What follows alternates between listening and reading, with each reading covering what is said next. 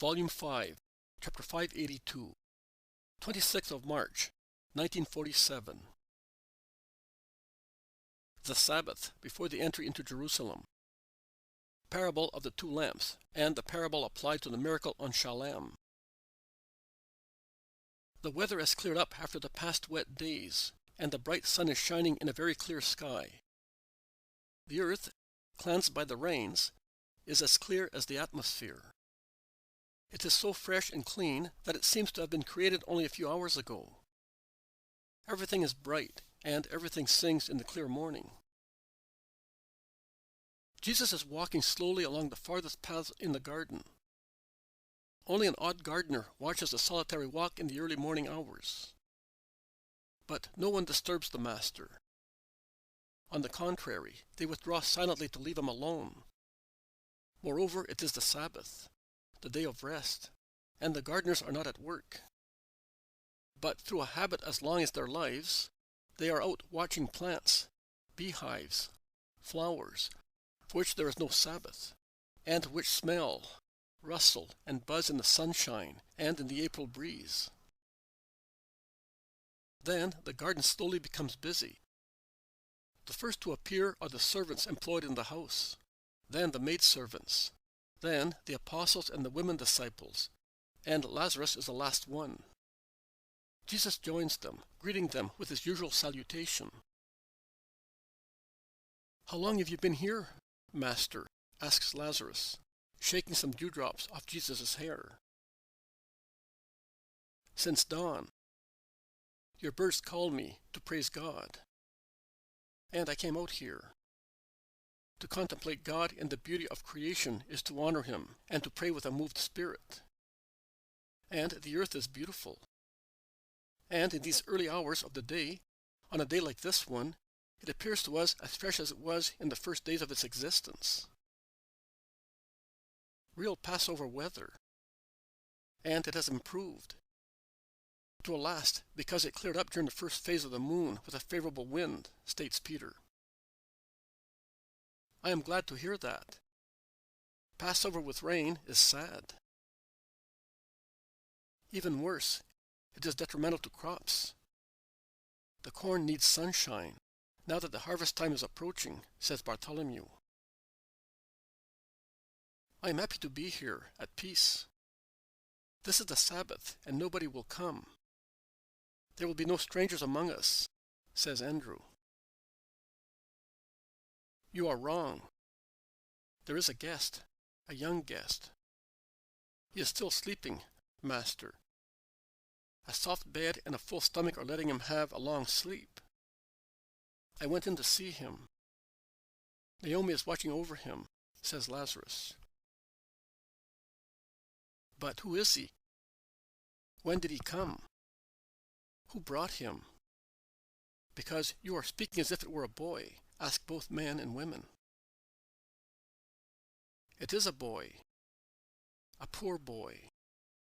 His grief brought him here. He was over there, clinging to the bars of the gate and looking at the house. And the master brought him in. We knew nothing about it. Why? Because the child was in need of peace, replies Jesus, and his countenance is absorbed in deep thought as he concludes. And in Lazarus' house, they know how to be silent. A servant comes to tell Martha something, and then withdraws, but comes back soon with other servants, carrying trays with jugs of milk, cups, and bread and butter with honey. They all help themselves, sitting on the seats scattered here and there. Then they wish to gather once again round the Master, and they ask him to tell them a parable, a beautiful parable, they say, as serene as this day of Nisan. I will not tell you one, but two. Listen. A man one day decided to light 2 lamps to honor the Lord on the feast day. So he took 2 vases of the same size. He put in each the same quantity and quality of oil, identical wicks, and he lit them at the same hour, so that they might pray while he worked, as he was allowed. After some time he went back, and he saw that one lamp was burning brightly, whereas the other had only a very thin flame that hardly gave any light in the corner where the two lamps were burning. The man thought that the wick was perhaps faulty. He examined it. No, it was all right. But it would not burn so merrily as the other lamp, the flame of which fluttered like a tongue, and seemed to whisper words, so merry as it was, and it blazed so excitedly that it even had a light murmur. "This lamp is really singing the praises of the Most High Lord," he said to himself. "Whereas this one, look at it, soul of mine. It seems to find it burdensome to have to honor the Lord, as it does it with so little zeal," and he went back to his work. He went back again after some time. One flame had grown even taller, and the other had become even smaller, and was burning the more quietly and still, the more the other vibrated, shining. He went back a second time. The same situation. A third time, the same thing. But when he came the fourth time, he saw the room full of black, evil-smelling smoke, and only one little flame shining through the veils of thick smoke. He went to the shelf where the lamps were, and he noticed that the one that was blazing so brightly previously was completely burnt out and black, and it had also soiled the white wall with its flame.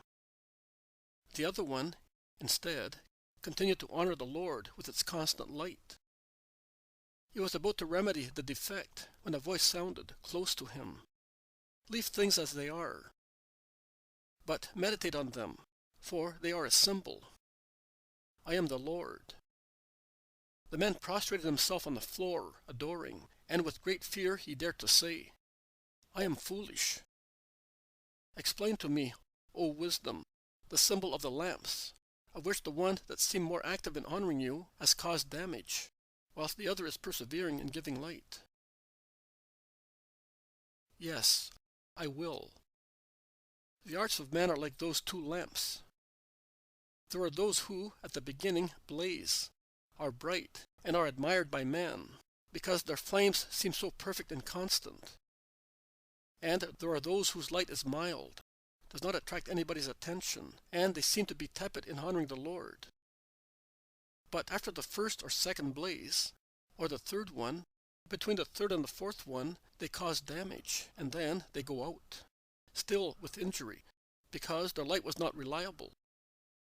They wanted to shine more for the sake of man than for the Lord's, and their pride consumed them in a very short time, amid a dark thick smoke that obscured also the air.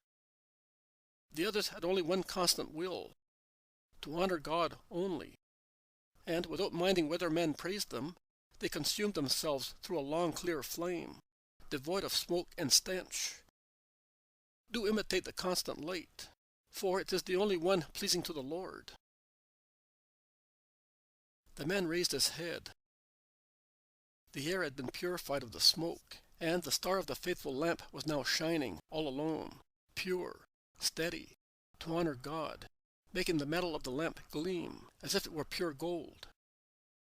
And he watched it shine, always unvaryingly, for hours and hours, until gently, without smoke or stench, without soiling itself, the flame went out in a flash, and it seemed to ascend towards the sky, to settle among the stars, having worthily honored the Lord to the very last moment of its life.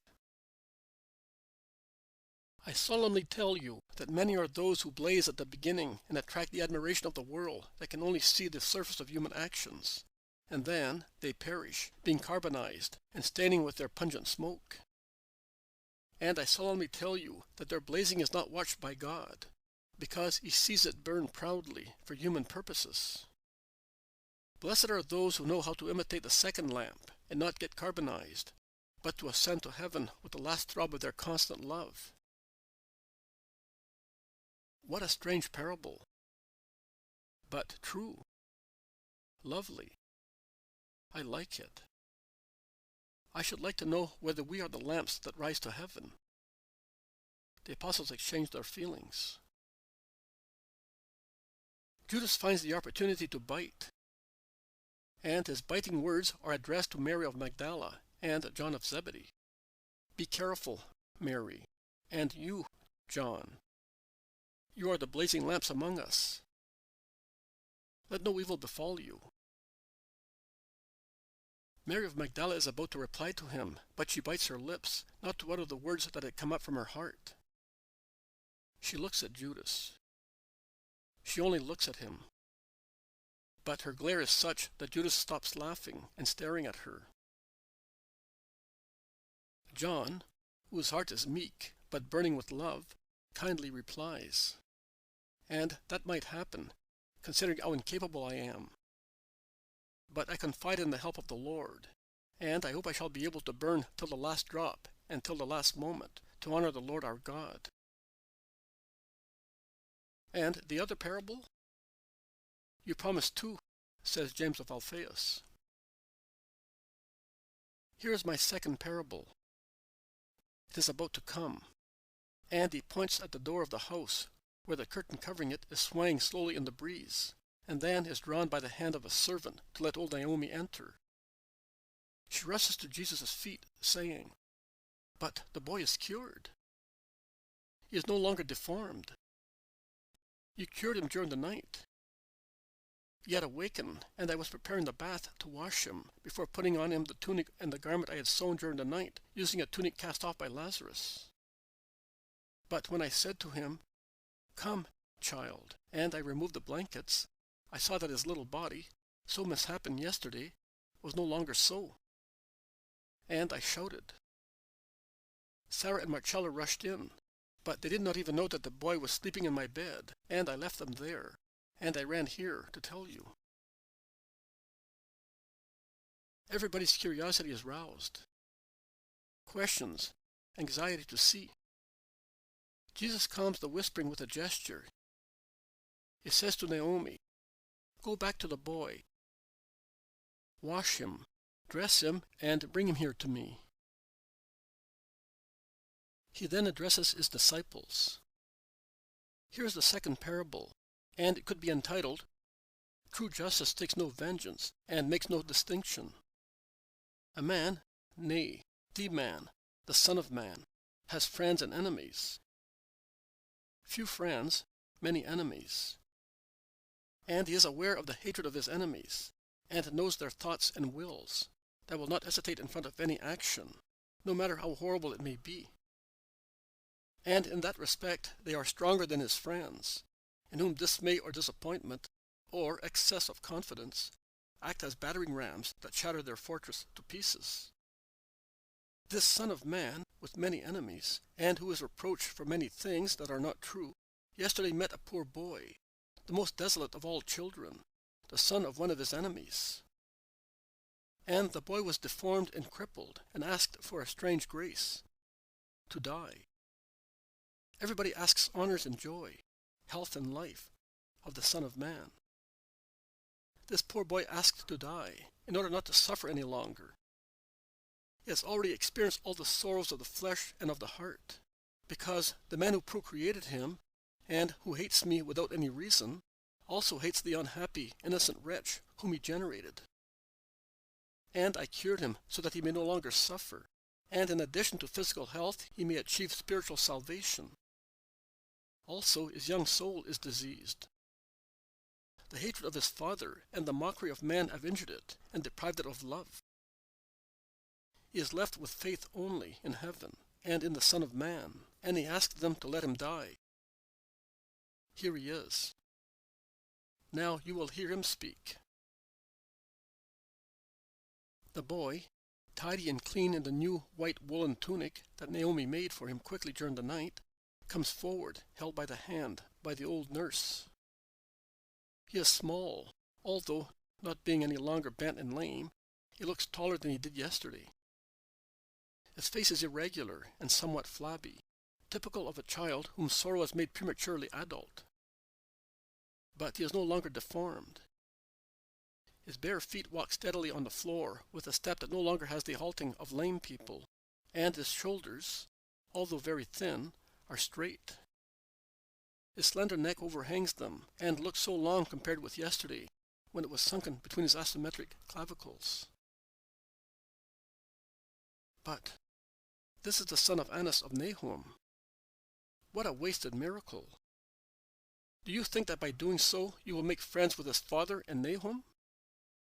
You will make them more resentful, because they were only looking forward to the death of this boy, the offspring of an unfortunate marriage, exclaims Judas of Kerioth. I do not work miracles to make friends, but out of pity for people and to honor my Father. I never make differences or calculations when I bend pitifully over human miseries. I do not revenge myself on those who persecute me. Nahum will consider your action a revenge. I knew nothing about this boy. I do not even know his name.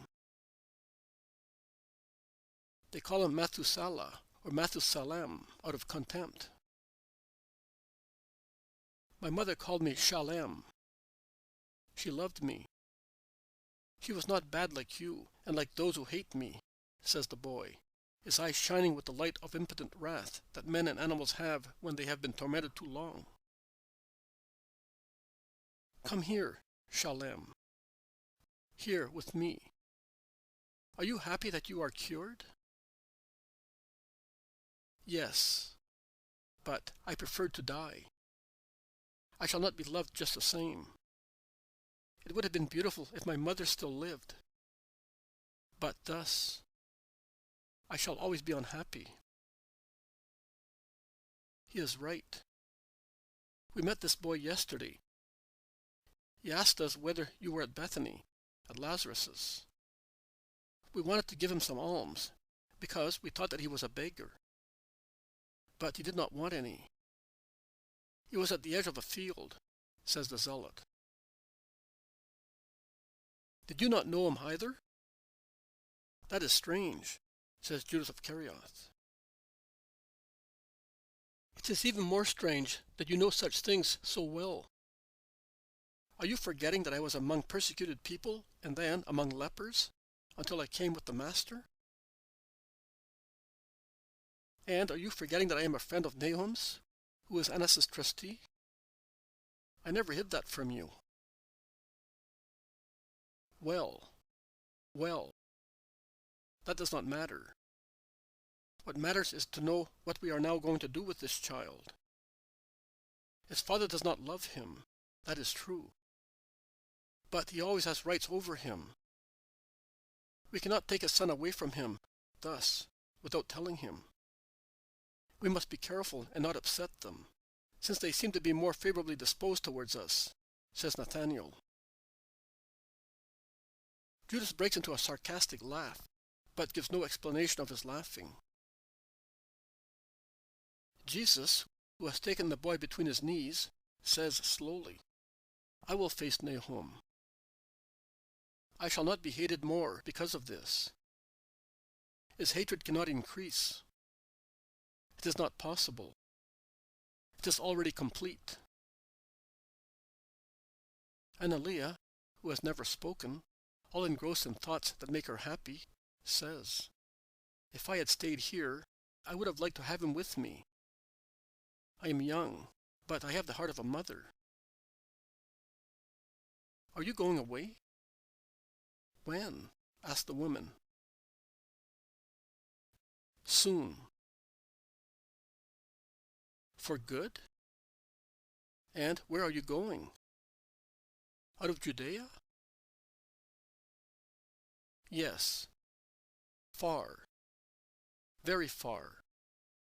For good. And I am so happy. Other women will be able to do what you cannot do if his father hands him over to us. I will tell Nahum, if you wish so. He is the one who matters, more than the boy's father. I will tell him tomorrow, promises Judas of Kerioth.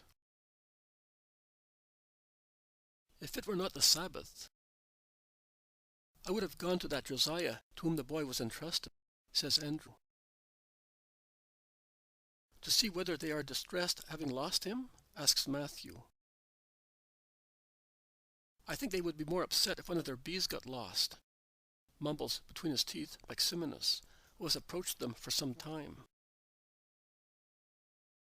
The boy does not speak.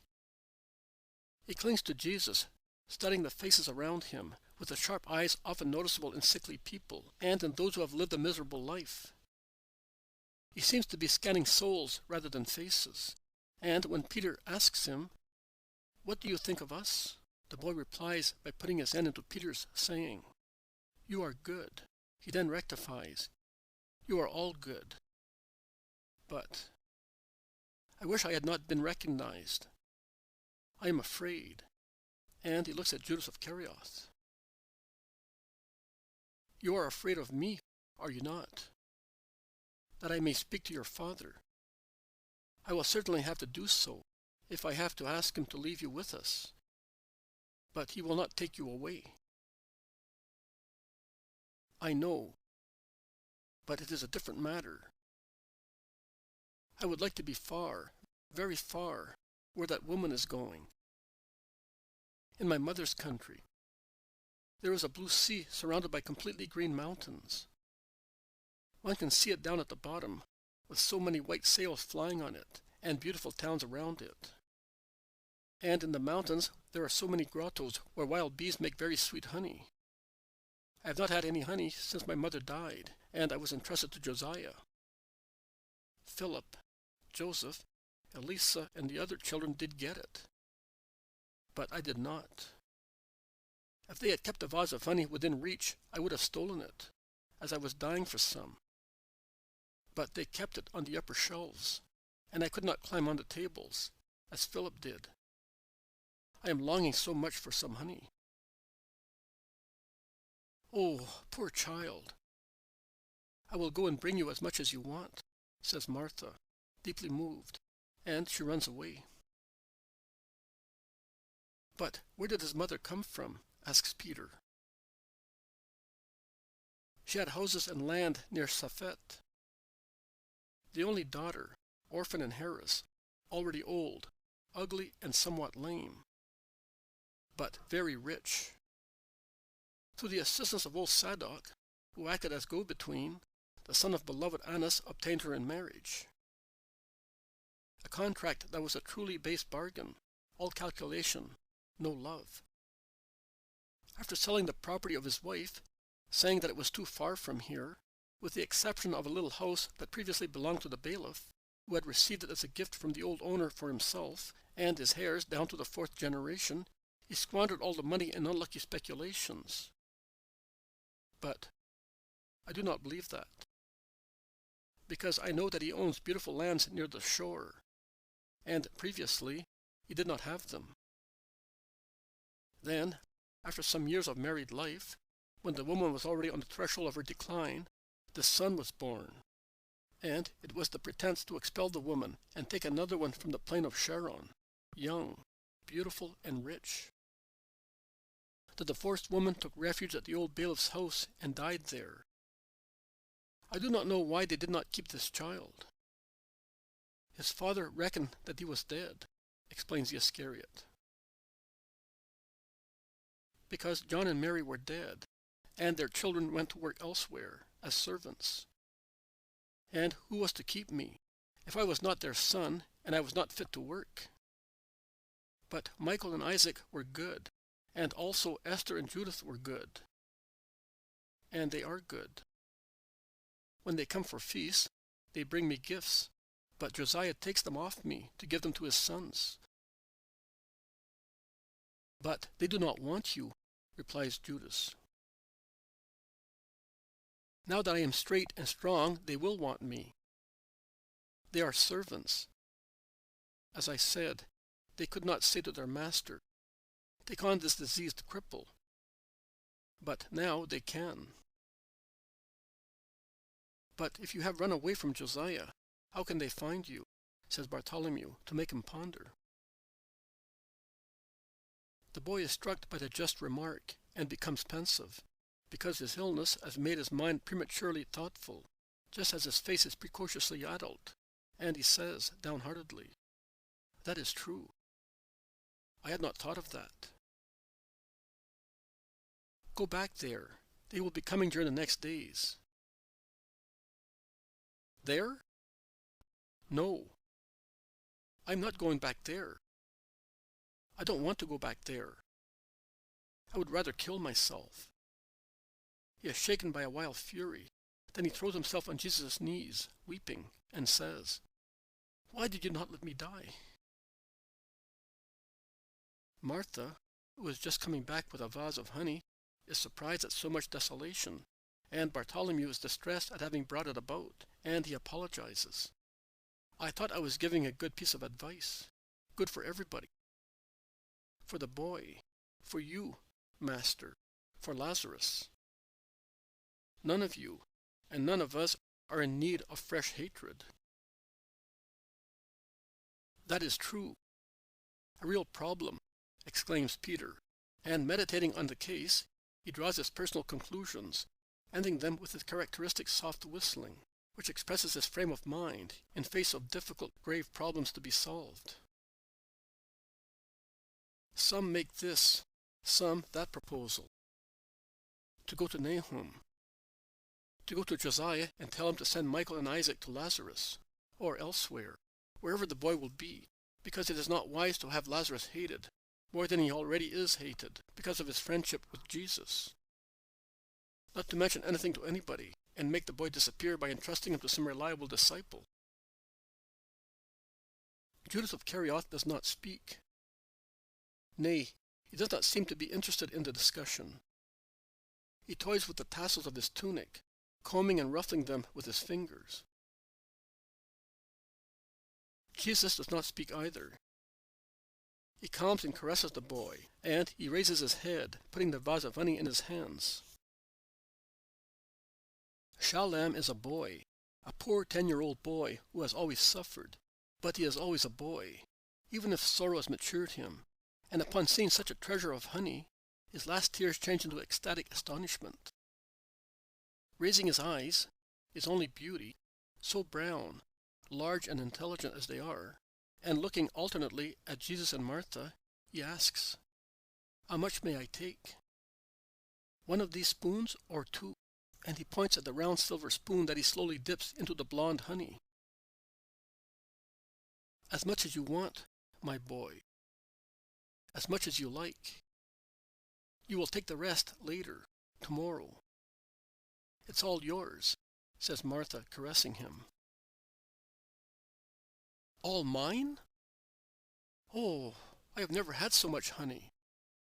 All mine. Oh." And he gratefully presses the vase to his chest as if it were a treasure. But he then realizes that rather than the vase, it is the love with which it is offered that is precious, and he lays the little vase on Jesus' knees, and he lifts his arms as he wants to embrace the neck of Martha, who is bent over him, and kiss her. It is all that is gratitude, all that he can give, a helpless wretch who has nothing to give. The others stop making plans to watch the scene. And Peter says, "This child is even more unhappy than Marjam, who, at least, had the love of his grandfather and of the other peasants." It is true that there are always sorrows greater than the ones we have considered very great. Yes, the abyss of human sorrow has not yet been fathomed. I wonder how many secrets it still conceals. "And how many it will still conceal in future ages," says Bartholomew pensively. "Then you have no faith in the gospel. Do you not think that it will change the world? It is stated by the prophets, and the Master repeats it." "You are skeptical, Bartholomew," says the Iscariot with a slight touch of irony. The zealot replies to him, "I do not see in what Bartholomew's incredulity consists. The Master's doctrine will give solace to all misfortunes. It will even modify the cruelty of customs and habits, but it will not eliminate sorrow. It will make it bearable through the divine promises of future joys. In order to abolish sorrow, or at least great part of sorrow, because diseases, death, and natural cataclysms would still remain, it would be necessary for all men to have the heart that the Christ has. But..." The Iscariot interrupts him, saying, "That, in fact, must happen. Otherwise, to what avail would the Messiah have come to the earth? Let us say that that would happen. But tell me, Judas, has that happened among us? We are 12, and for 3 years we have lived with him. We have taken in his doctrine like the air we breathe. So, are we 12 all saints? What do we do that is different from what Lazarus does, from what Stephen, Nicholas, Isaac, Manaen, Joseph and Nicodemus, the women and children do? I am speaking of the just people of our fatherland. All of them, whether they are wise and rich, or poor and ignorant, do what we do. A little good, a little bad, but without renewing themselves completely. Nay, I tell you that many surpass us. Yes, many followers surpass us, the apostles.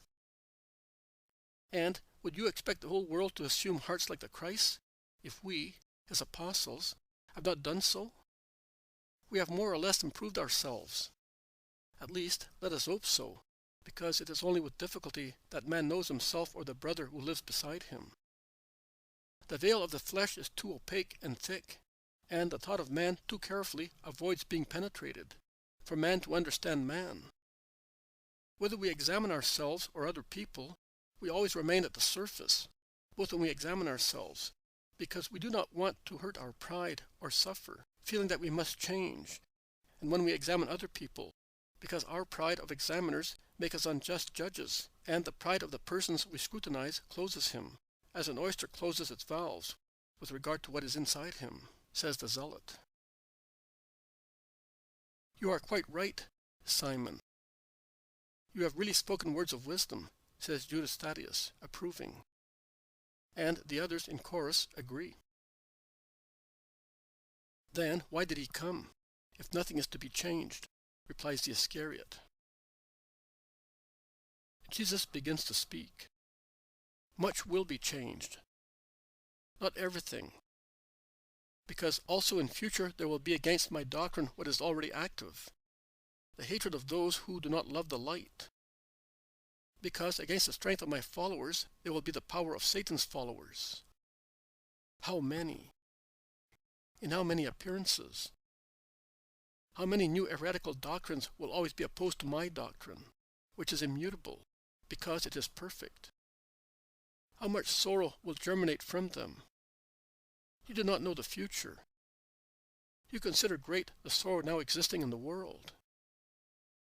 But he who knows sees horrors that would not be understood even if I explained them to you. What a tragedy if I had not come. If I had not come to give future generations a code that checks instincts in the better people and contains a promise of future peace.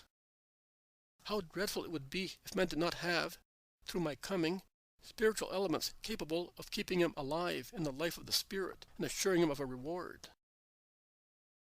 If I had not come, in the long run, the earth would have become a huge earthly hell, and the human race would have torn itself to pieces and would have perished, cursing the Creator. The Most High has promised never to send universal punishments again, like the deluge.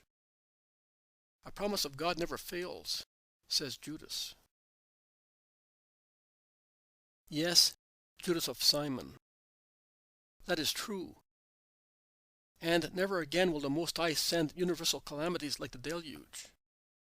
But men themselves will create scourges that will be more and more dreadful, in comparison with which the deluge and the rain of fire that destroyed Sodom and Gomorrah are still merciful punishments.